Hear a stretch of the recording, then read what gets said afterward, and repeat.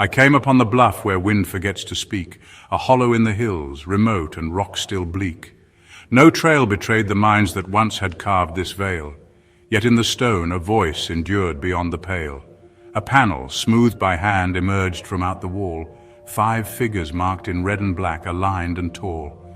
Not chaos here, nor art for reverent display, each symbol locked in logic, none were placed in play. At first they seemed like myths, a giant bird and shell.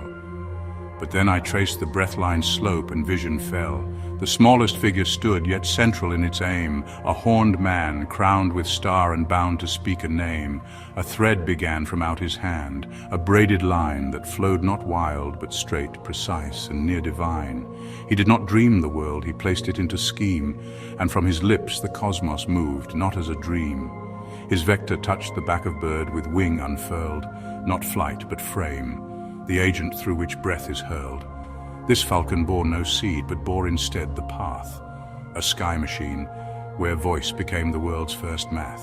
Above it arced that rising braid, still taut, still true, until it crowned a turtle form in structured view. No base of earth, but apex now, the goal of breath, where spirit meets with substance in convergent death. It struck me then, the turtle did not bear the sphere, it was the sphere, completion formed, emergence clear, not sacred beast, but closure drawn in curving grace, a final digit set atop the breathing place. And still the horned one stood below and gripped the line, a second thread, not from above, but self-assigned. His son was next, a red-haired shape in posture wide, one hand beneath a mound, the other stretched in stride. Yet still a falcon, smaller now, conveyed the thread, and left of him the darker sun, unmarked by glyph, held not a mound but future still, a hanging cliff. His rope came not from sky but from his brother's hand, and in his grasp the final rope extends once more. And just above, the turtle's shell begins to shift, its limbs align to mark where meaning had to lift.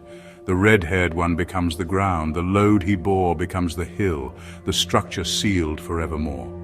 The quiet one remains within the turtle's trace, bound not by labor, but the turtle's weight and place. It wasn't death it showed where death was kept, where builder's hands and heir's restraint were both adept. The panel wasn't legend, faith, or sacred lore, it was instruction mapped in pigment, bone and flaw.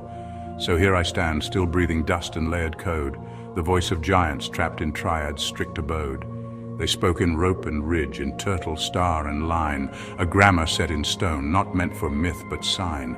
And now I read what once I dared to call design. It points not to the sky, it points to where they lie.